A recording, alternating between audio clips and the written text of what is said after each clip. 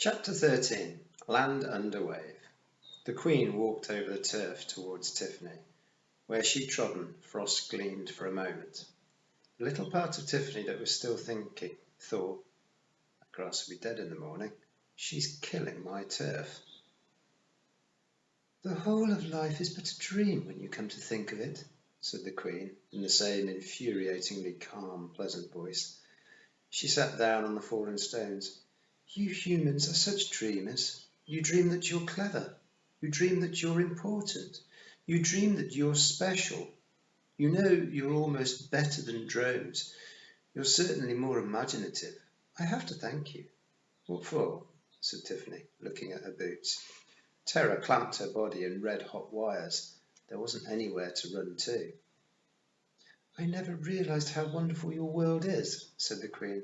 "I mean, the drones, well, they're not much more than a kind of walking sponge.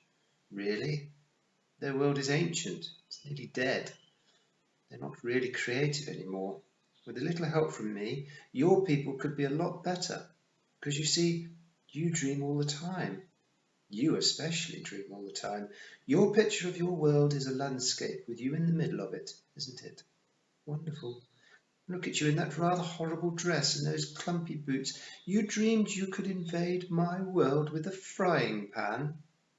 You had this dream about a brave girl rescuing little brother.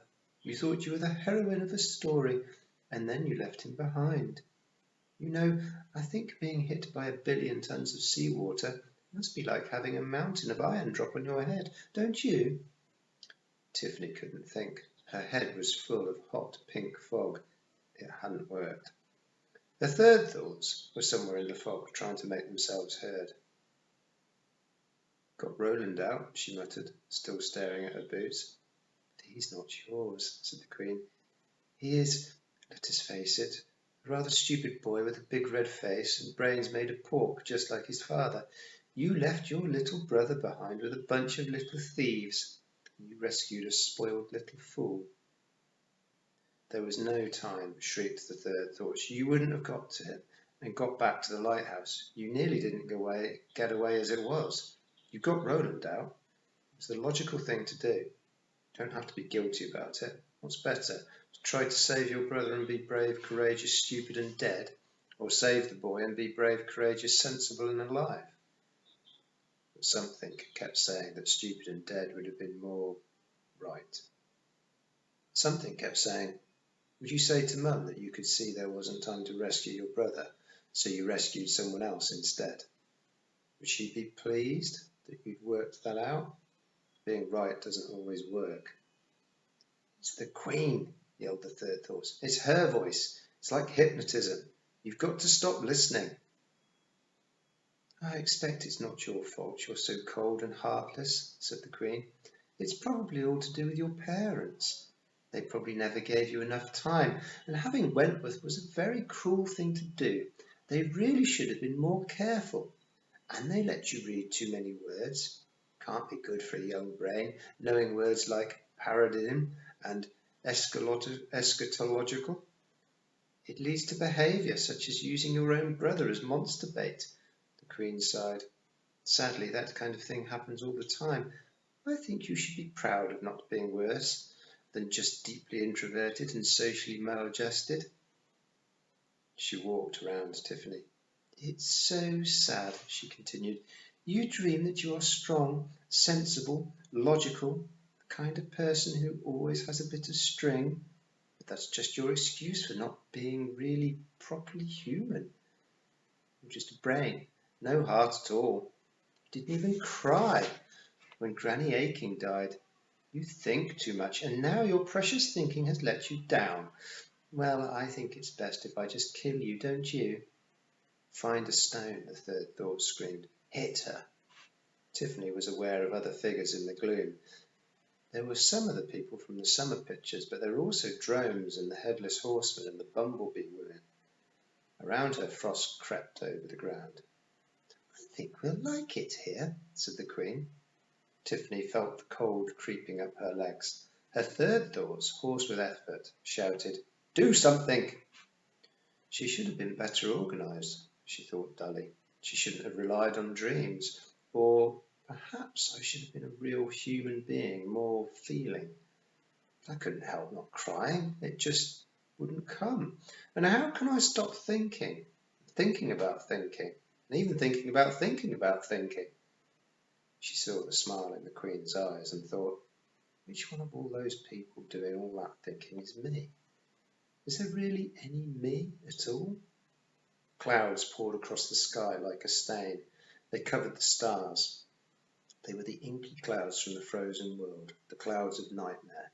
It began to rain, rain with ice in it. It hit the turf like bullets, turning it into a chalky mud. The wind howled like a pack of grimhounds. Tiffany managed to take a step forward. The mud sucked at her boots. A bit of spirit at last, said the Queen, stepping back. Tiffany tried another step, but things were not working anymore. She was too cold and too tired. She could feel herself disappearing, getting lost. So sad, to end like this, said the Queen. Tiffany fell forward into the freezing mud. The rain grew harder, stinging like needles, hammering on her head and running like icy tears down her cheeks. It struck so hard, it left her breathless. She felt the cold drawing all the heat out of her. That was the only sensation left, apart from a musical note. It sounded like the smell of snow, or the sparkle of frost. It was high and thin and drawn out. She couldn't feel the ground under her, and there was nothing to see, not even the stars. The clouds had covered everything. She was so cold, she couldn't feel the cold any more, or her fingers. A thought managed to trickle through her freezing mind. Is there any me at all? Or do my thoughts just dream of me? The blackness grew deeper. Night was never as black as this, and winter never as cold. It was colder than the deep winters when the snow came down, and Granny Aching would plod from snowdrift to snowdrift, looking for warm bodies. The sheep could survive the snow if the shepherd had some wits, Granny used to say.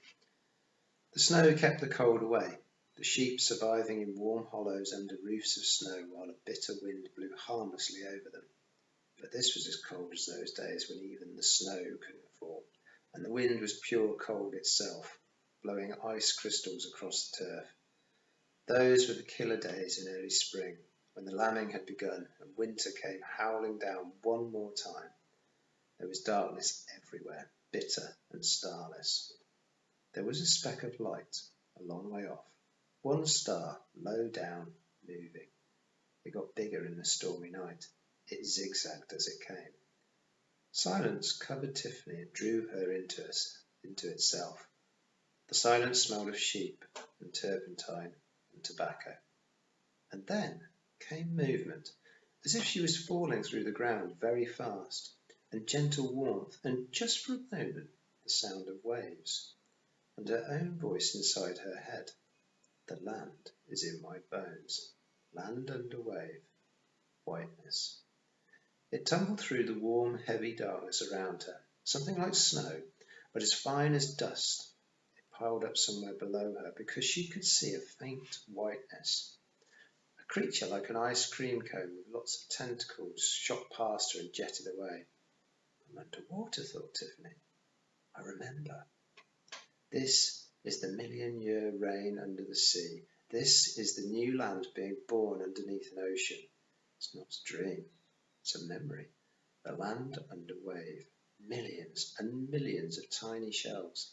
This land was alive. All the time, there was the warm, comforting smell of the shepherding hut and the feeling of being held in invisible hands. The whiteness below her rose up and over her head, but it didn't seem uncomfortable. It was like being in a mist. Now I'm inside the chalk, like a flint, like a calkin. She wasn't sure how long she spent in the warm, deep water, or if, indeed, any time really had passed, or if the millions of years went past in a second. She felt movement again, and a sense of rising. More memories poured into her mind. There's always been someone watching the borders. They didn't decide to. It was decided for them. Someone has to care. Sometimes they have to fight. Someone has to speak for that which has no voice.